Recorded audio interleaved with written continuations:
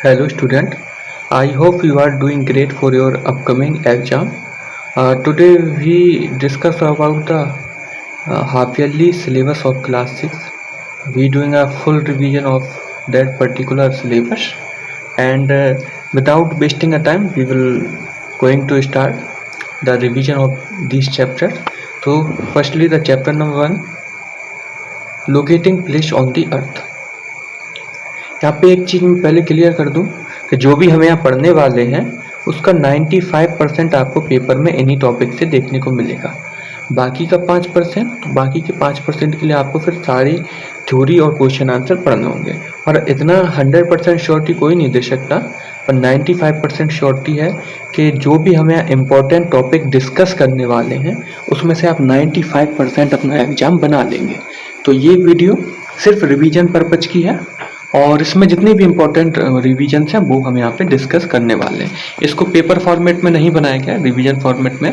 तो बिना time waste किए हम स्टार्ट करते हैं। तो पहला चैप्टर है आपका लोकेटिंग प्लेस ऑन दी अर्थ। इसमें जो आपको पढ़ना है, पहली चीज़ व्हाट इज लैटिट्यूड और लॉन्गिट्यूड। सो ये एक अर्थ है और अर्थ के जो बिल्कुल सेंटर से 0 डिग्री पे ये एक लाइन ड्रॉ की जाती है 0 डिग्री पे। पहले याद रखना है कि ये एक इमेजिनरी लाइन है, ये रियल लाइन नहीं है। कैसी इमेजिनरी लाइन है और ये अर्थ को 2 पार्ट में डिवाइड कर रही है। कौन से 2 पार्ट में डिवाइड कर रही है? तो नॉर्दर्न हेमिस्फीयर, दूसरा हो गया सदर्न हेमिस्फीयर। तो ऐसी इमेजिनरी लाइन जो अर्थ को नॉर्दर्न हेमिस्फीयर और सदर्न हेमिस्फीयर में डिवाइड करती है उसको क्या कहते हैं? लैटिट्यूड। अब आपके सेकंड क्वेश्चन बनता है कि 0 डिग्री लैटिट्यूड जो ये डली है इसको क्या कहते हैं? तो इसको कहते हैं इक्वेटर। क्या कहते हैं इसको? इक्वेटर बोलते हैं। इसी ऐसे ऐसे करके लाइन जाती है कहाँ तक? तो 90 डिग्री नॉर्थ तक और यहाँ पे जाती है 90 डिग्री साउथ तक। वैसे लाइन पूछी जाए अगर पोल्स को हटा के तो 179 लैटिट्यूड है, अगर पोल्स को भी ऐड कर लिया जाए तो 181 हो जाते हैं। ठीक है। सेकंड क्वेश्चन सेम बनता है फिर से कि लॉन्गिट्यूड क्या है? तो अर्थ है और अर्थ के अब कैसे में डालने वाले? तो इमेजिनरी लाइन नॉर्थ पोल से साउथ पोल की तरफ। तो ऐसी इमेजिनरी लाइन जो अर्थ को ईस्टर्न और वेस्टर्न पार्ट में डिवाइड कर दे तो वो क्या होती है? लॉन्गिट्यूड। वो है आपकी लॉन्गिट्यूड। और 0 डिग्री लॉन्गिट्यूड, ये 0 डिग्री है, 0 डिग्री लॉन्गिट्यूड को क्या बोलते हैं? तो यही प्राइम मेरिडियन या फिर ग्रीनविच टाइम लाइन। अर्थ है, अर्थ में जो 0 डिग्री पर लॉन्गिट्यूड है उसको हम या तो प्राइम मेरिडियन बोलेंगे या फिर ग्रीनविच टाइम लाइन। और यही लाइन हमारी क्या करती है? तो टाइम डिसाइड करती है। पूरे अर्थ पे कहाँ क्या टाइम हुआ होगा यही लाइन डिसाइड करती है। आप ये ईस्ट है, आप जब इस लाइन से ईस्ट की तरफ जाएंगे तो टाइम प्लस होगा और वेस्ट की तरफ बढ़ेंगे तो टाइम माइनस होगा। तो याद रखेंगे ईस्ट की तरफ जाने पर टाइम को प्लस करना है और वेस्ट की तरफ जाने पर टाइम को माइनस करना है। कैसे करना है? तो 1 डिग्री अगर आप ईस्ट की तरफ जाते हैं तो 4 मिनट इंक्रीज होंगे यानी प्लस होंगे, और जैसे ही आप 1 डिग्री वेस्ट की तरफ बढ़ते हैं तो 4 मिनट आपके माइनस हो जाएंगे। तो हर 1 डिग्री में 4 मिनट का डिफरेंस यहाँ पे क्रिएट हो जाता है और इसी को हम क्या बोलते हैं? Prime meridian. नेक्स्ट है इंटरनेशनल डेट लाइन। तो जो 0 डिग्री आपकी प्राइम मेरिडियन है इसके जस्ट अपोजिट एक है 180 डिग्री, और 180 डिग्री जो है उसी को हम बोलते हैं इंटरनेशनल डेट लाइन। ये क्या है? लॉन्गिट्यूड। तो 180 degree longitude is called international date line. और ये भी एक इमेजिनरी लाइन है। और एक और चीज़ यहाँ पे बता दूँ कि सेम कॉन्सेप्ट यहाँ भी लगता है। कैसा सेम कॉन्सेप्ट लगता है? तो ईस्ट पे जाएंगे तो आपका एक डेट आगे बढ़ जाएगी, मतलब एक दिन आगे चल रहा होगा, और वेस्ट में एक दिन पीछे चल रहा होगा।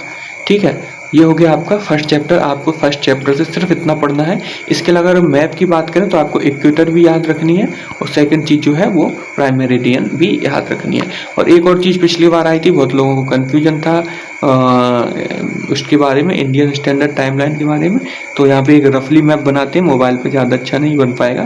तो यहाँ से जो निकलती है वो क्या है? हमारी इंडियन स्टैंडर्ड टाइमलाइन। बस आपको इस चैप्टर में इतना ही पढ़ना है, इतने चैप्टर से आपका बहुत कुछ कवर हो जाएगा। नेक्स्ट देखते हैं next chapter, the most important chapter for the half yearly exam. बहुत इंपॉर्टेंट चैप्टर है मैप के लिए भी और क्वेश्चन आंसर्स के लिए भी। तो इस चैप्टर को आपको बहुत ज़्यादा अच्छे से पढ़ना होगा, बहुत ज़्यादा अच्छे से आप इस चैप्टर को तैयार करेंगे। तो बिना टाइम वेस्ट किए इस चैप्टर की भी हम इम्पोर्टेंट टॉपिक डिस्कस कर लेते हैं। तो इसमें फर्स्ट जो आपका टॉपिक आता है वो है what is continent, ocean and island. इन तीनों की डेफिनेशंस क्या है। अच्छा, एक चीज़ मैं यहाँ बताता हूँ कि हो सकता है आपको वॉइस ज़्यादा क्लियर ना मिले, क्योंकि जो माइक है वो डिस्चार्ज हुआ पड़ा है, तो वॉइस थोड़ा आप मैनेज कर लीजिएगा और इसको समझ लीजिए, क्योंकि माइक डिस्चार्ज पड़ा हुआ है। मैं नहीं चाहता कि टाइम वेस्ट हो, इसलिए मैं ये वीडियो शूट कर रहा था। तो पहला टॉपिक है what is continent, ocean and islands. इसकी आपको डेफिनेशन समझनी है, तो वन बाई वन देखते हैं इसको। कॉन्टिनेंट्स क्या है, तो a large continuous land mass, एक लगातार चलने वाला लैंड मास क्या कहलाता है, कॉन्टिनेंट कहलाता है। तो एक a large continuous land mass is called a continent. Second आते हैं ओशियंस पे। ओशियंस क्या है, तो largest water body on the earth, सबसे बड़ी वाटर बॉडी है जो अर्थ पे पानी की सबसे बड़ी बॉडी क्या कहला रही है, तो ओशियन। तो largest water body on the earth is called N ocean. Okay, ये डेफिनेशन आपके नोटबुक में लिखी है, आप वहाँ से पढ़ सकते हैं। आइलैंड क्या है, नेक्स्ट चीज़ आती है, तो अ पीस ऑफ लैंड, एक ज़मीन का टुकड़ा जो किससे घिरा हुआ हो, तो चारों तरफ से पानी से घिरा हो। तो a piece of land that surrounded by water from all side is called an island. Okay, ये बात आपको हो सकता है क्लियर हो गई होगी। और अब आता है नेक्स्ट टॉपिक कि how many islands in India. तो इंडिया की बात करें तो पहले तो एक चीज़ फैक्चुअल याद रखो कि सबसे बड़ा आइलैंड पूरे अर्थ पे कौन सा है, तो ग्रीनलैंड। पूरे अर्थ पे सबसे बड़ा आइलैंड है ग्रीनलैंड। अब आते हैं इंडिया पे, तो इंडिया में 1300 प्लस आइलैंड्स पाए जाते हैं। जो हमारा इंडिया है उसमें 1300 से ज़्यादा आइलैंड्स प्रेजेंट में हैं। इनको दो मेजर पार्ट में रखा गया, पहला अंडमान एंड निकोबार और सेकंड आपका जो है वो है लक्षद्वीप। सेकंड आपका है लक्षद्वीप। इन दो पार्ट में यहाँ पे इसको रखा गया है। तो इसकी हम मैप देखते हैं और मैप के बाद समझते हैं किसमें कितने ग्रुप हैं। तो ये हमारा साउथ इंडिया है।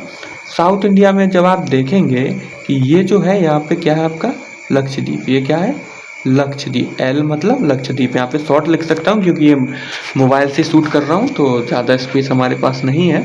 और ये आपका है अंडमान एंड निकोबार। अंडमान एंड निकोबार। जब यहाँ पे बात होगी लक्षद्वीप की, तो लक्षद्वीप में आपके पास आते हैं 36 आइलैंड। ये 36 आइलैंड्स का एक ग्रुप है जिसको लक्षद्वीप बोलते हैं। और कहाँ है ये, तो अरेबियन सी में। इस साइड आप जानते हैं क्या है, अरेबियन सी है।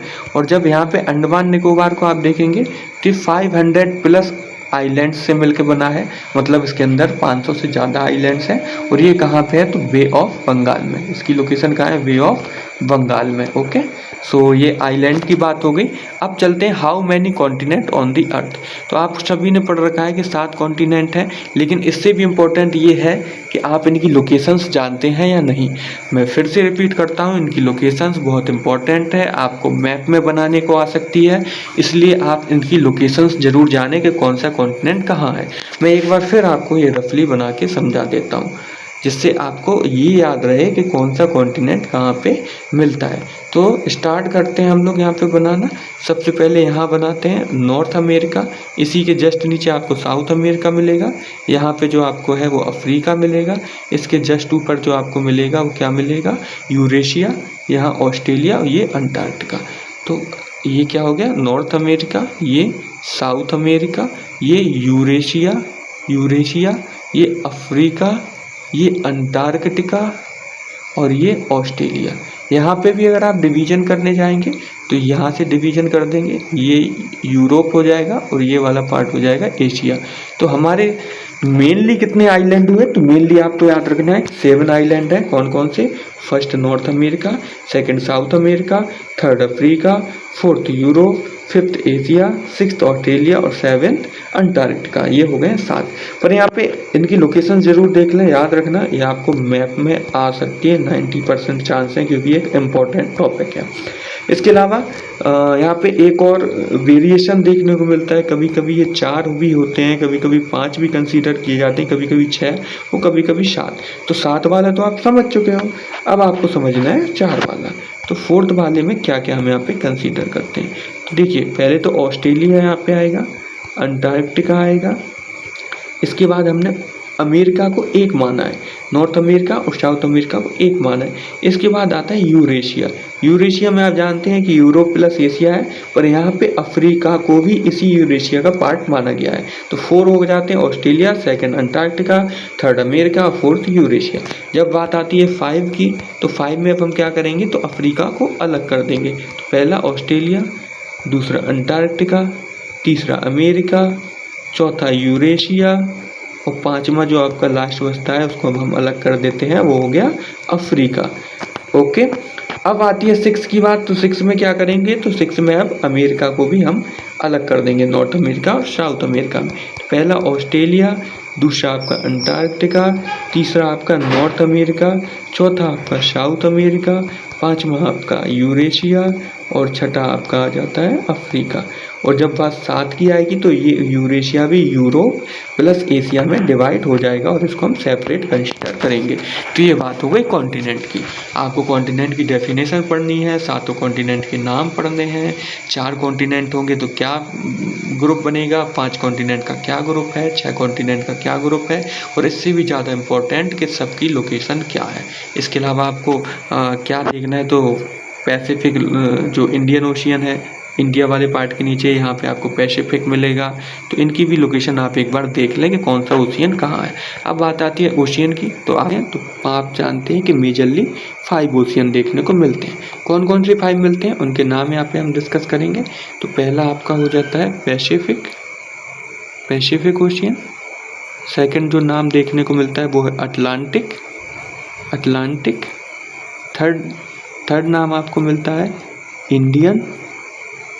और उसके बाद आप 4th नंबर पे जानते हैं कौन सा है, तो सदर्न। और लास्ट जो बचता है वो कौन सा है, आर्कटिक। और आपको इसी ऑर्डर में याद रखना है। क्यों रखना है, क्योंकि हो सकता है आपसे ये पूछ लिया जाए कि डिसेंडिंग ऑर्डर में लिखिए या फिर बड़े से छोटा ऑर्डर में लिखिए, तो आपको इसी ऑर्डर में याद रखना है। पहला पैसिफिक, दूसरा अटलांटिक, थर्ड आपका इंडियन हो जाता है, फोर्थ आपका सदर्न हो जाता है, फिफ्थ आपका आर्कटिक हो जाता है। इसी आप ऑर्डर में याद रखने वाले हैं।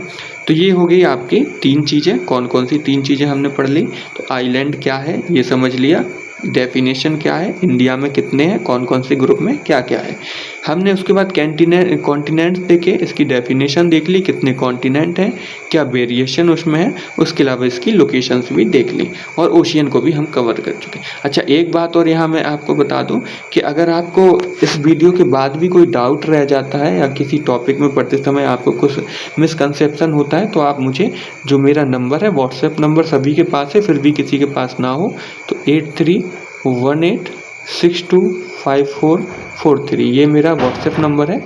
इस पे आप मैसेज डाल सकते हैं और मैसेज डालने के बाद आपको वेट करना होगा मेरे रिप्लाई का। ऐसा नहीं आप मैसेज करते रहें, जैसे ही मैं फ्री होऊंगा तो आपका वो डाउट क्लियर कर दूंगा।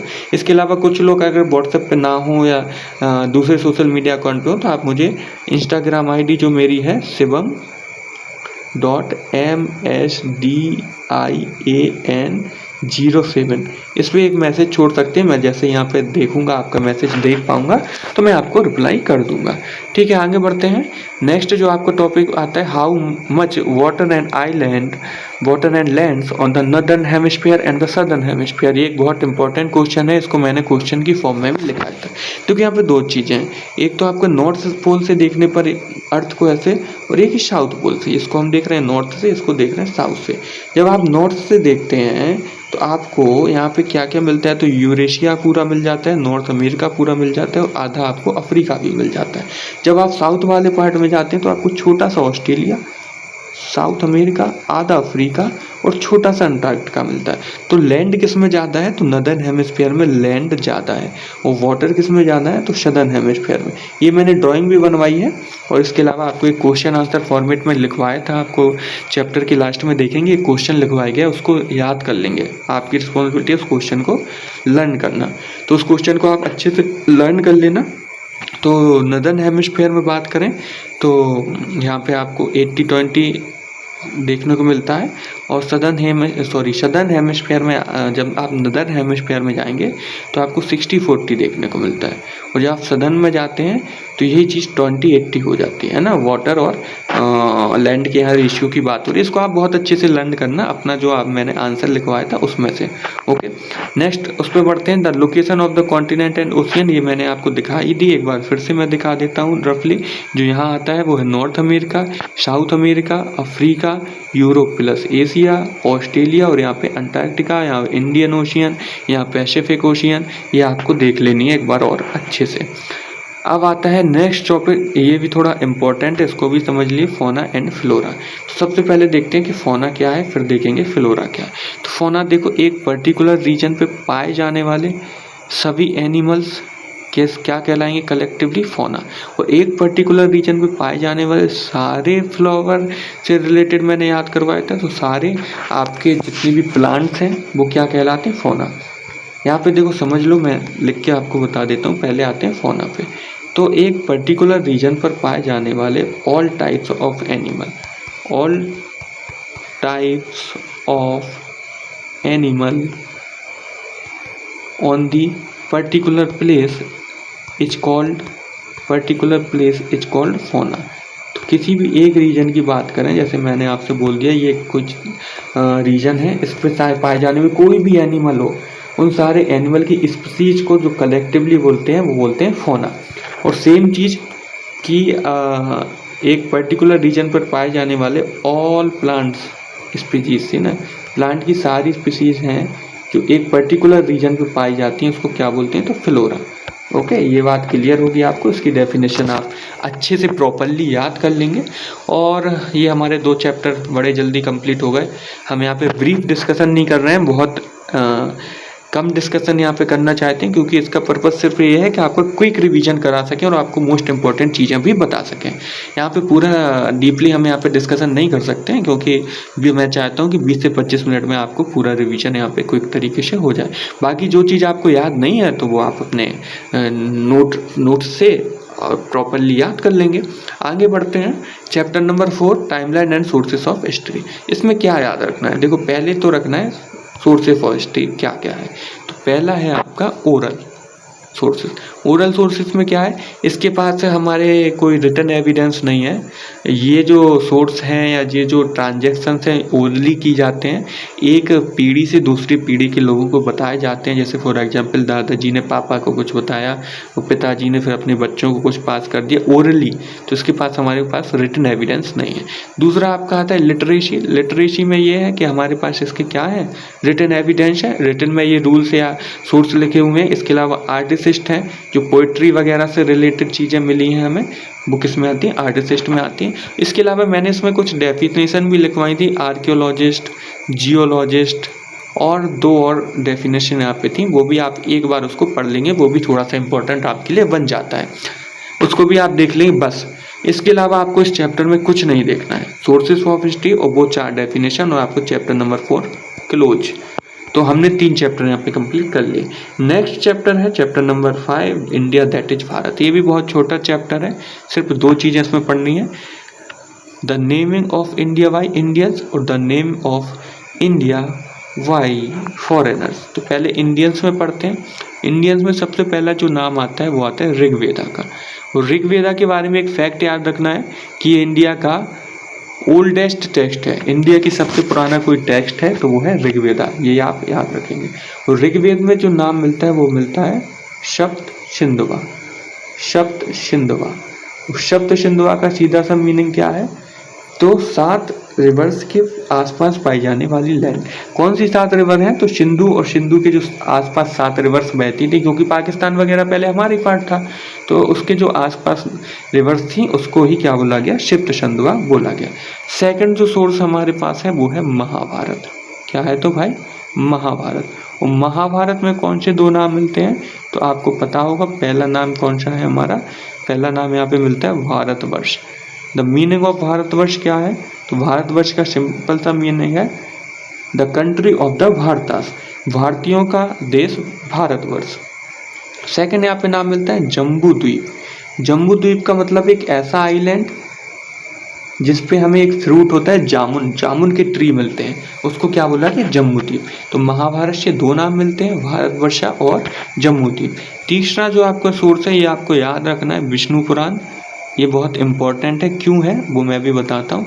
विष्णु पुराण इसलिए इम्पोर्टेंट है, इसमें हमारा देश का, हमारी कंट्री का जो नाम मिलता है वो मिलता है भारत, और भारत हम आज भी यूज कर रहे हैं, इसलिए भारत थोड़ा इम्पोर्टेंट हो जाता है। तो विष्णु पुराण में क्या मिलता है, भारत मिलता है। तो ये हो गया इंडियंस ने जो नाम दिए वो।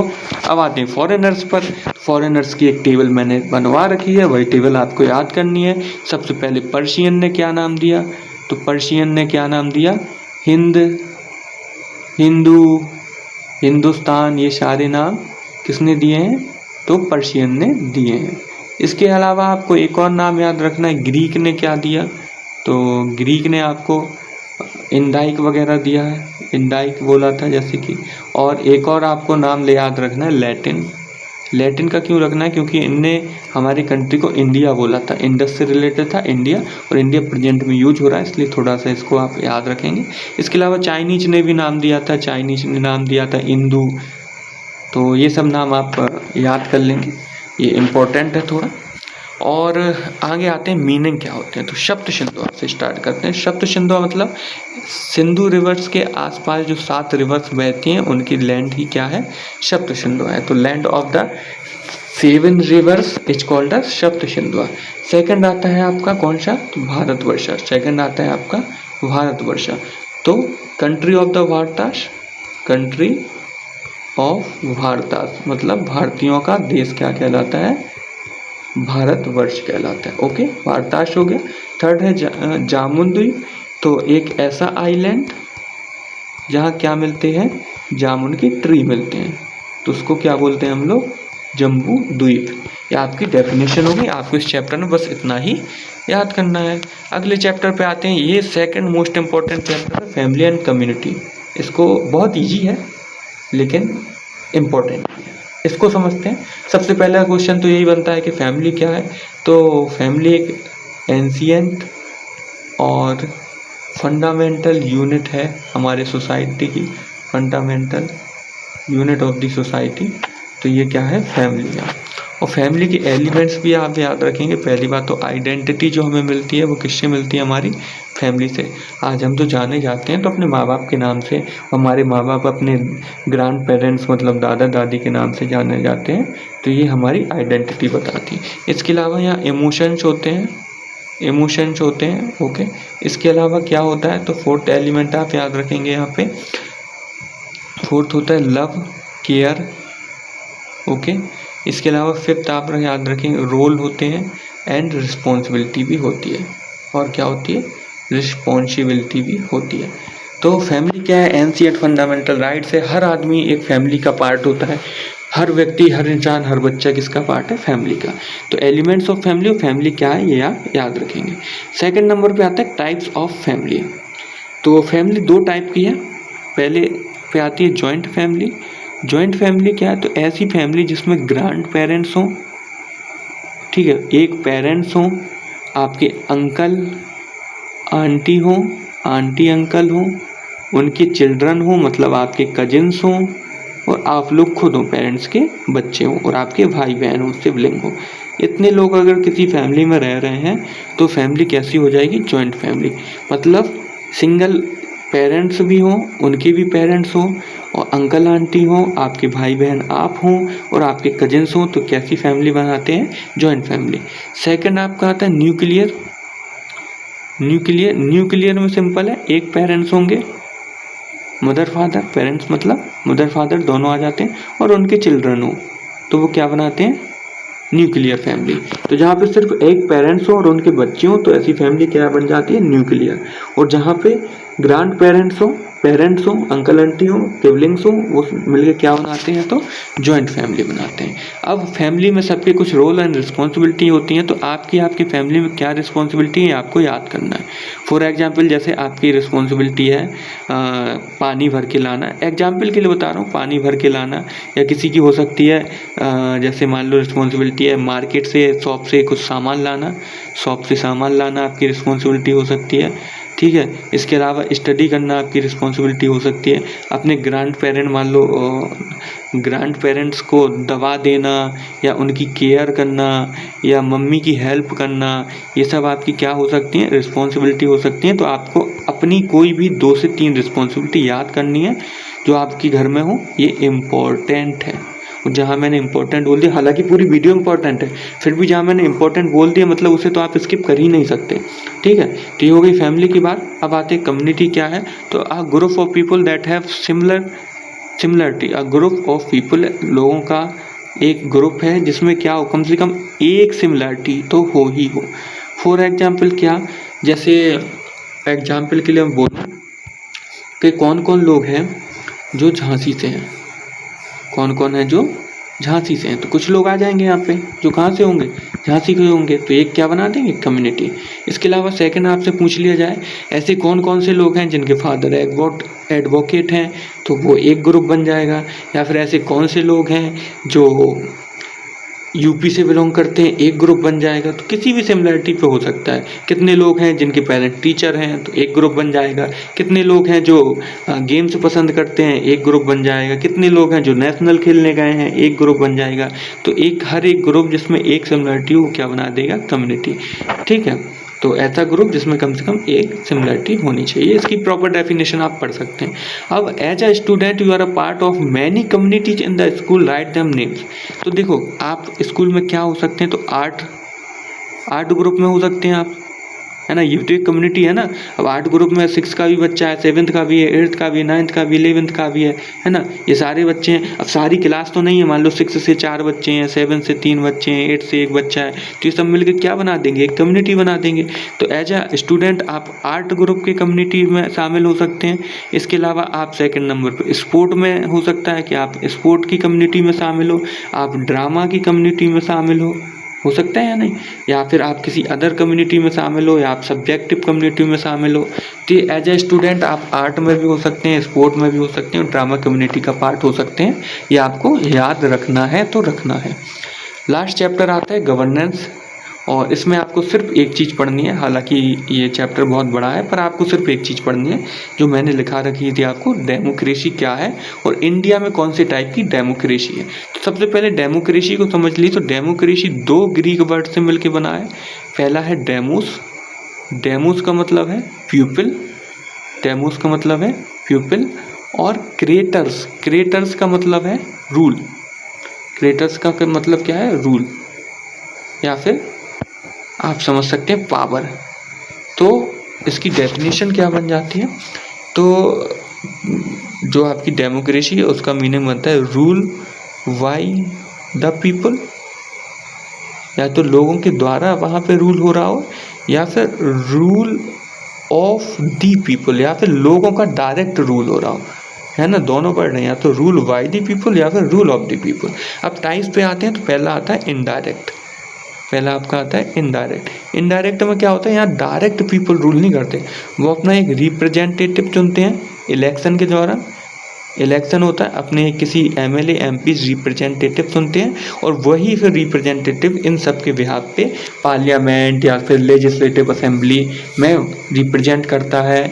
इनकी प्रॉब्लम को सॉल्व करना, नए लॉस बनाना, नियम कानून को बदलना, उनका मॉडिफिकेशन करना, फिर ये रिप्रेजेंटेटिव की रिस्पॉन्सिबिलिटी हो जाती है। पर पावर किसके में हाथ में है, तो पीपल के हाथ में। पीपल ने ही तो इसको वोट दे के यहाँ पहुँचाया कि आप जाओ मेरी तरफ से मेरे एरिया को रिप्रेजेंट करो। तो ये कैसी हो गई, इनडायरेक्ट। और इंडिया में कैसी है, तो इनडायरेक्ट ही है। हम लोग अपना रिप्रेजेंटेटिव चुनते हैं और उसको वहाँ पे गवर्नमेंट में भेजते हैं। सेकंड होती है डायरेक्ट। डायरेक्ट में एक्चुअली क्या होता है, डायरेक्ट होती है स्मॉल कंट्रीज में। तो स्मॉल कंट्रीज में क्या होता है कि लोग बाग खुद डायरेक्ट पीपल ही वहाँ पे क्या करते हैं, रूल करते हैं, अपने लॉ बनाते हैं और अपनी प्रॉब्लम को सॉल्व करते हैं। तो वहाँ पे क्या होती है, डायरेक्ट। तो डेमोक्रेसी का मतलब हुआ रूल ऑफ द पीपल या रूल बाय द पीपल। और सेकंड चीज़, कितने टाइप्स होते हैं, तो 2 टाइप्स, इनडायरेक्ट और डायरेक्ट। इंडिया में कैसा है, तो इंडिया में इनडायरेक्ट है। क्यों है ये भी लिखना पड़ेगा, तो इसलिए है क्योंकि हम अपना रिप्रेजेंटेटिव खुद चुनते हैं, हम अपने रिप्रेजेंटेटिव को खुद सेलेक्ट करते हैं। तो ये आपका एक छोटा सा क्विक रिवीजन था। यहाँ पे हमने सारे इंपॉर्टेंट टॉपिक को कवर्स कर लिया, सारे इंपॉर्टेंट टॉपिक्स को कवर कर लिया। 95 से 99% जो आपका पेपर है इसी इम्पॉर्टेंट टॉपिक से बना हुआ है, तो आप इन सबको अच्छे से पढ़ेंगे। इसके अलावा एक छोटी सी वीडियो 5 मिनट की मैं आपको कल प्रोवाइड करा दूंगा, जिसमें मैं आपको ब्लूप्रिंट दे दूंगा कि कितने ऑब्जेक्टिव क्वेश्चन आएंगे, कितने शॉर्ट आंसर आएंगे, कितने लॉन्ग आंसर आएंगे, कितना मैप आएगा, ये सब मैं आपको उस वीडियो में बता दूंगा। आई होप आपको ये वीडियो पसंद आई होगी, और किसी भी प्रकार के डाउट के लिए आप मेरे नंबर या फिर इंस्टाग्राम पर मैसेज कर सकते हैं। Thank you very much.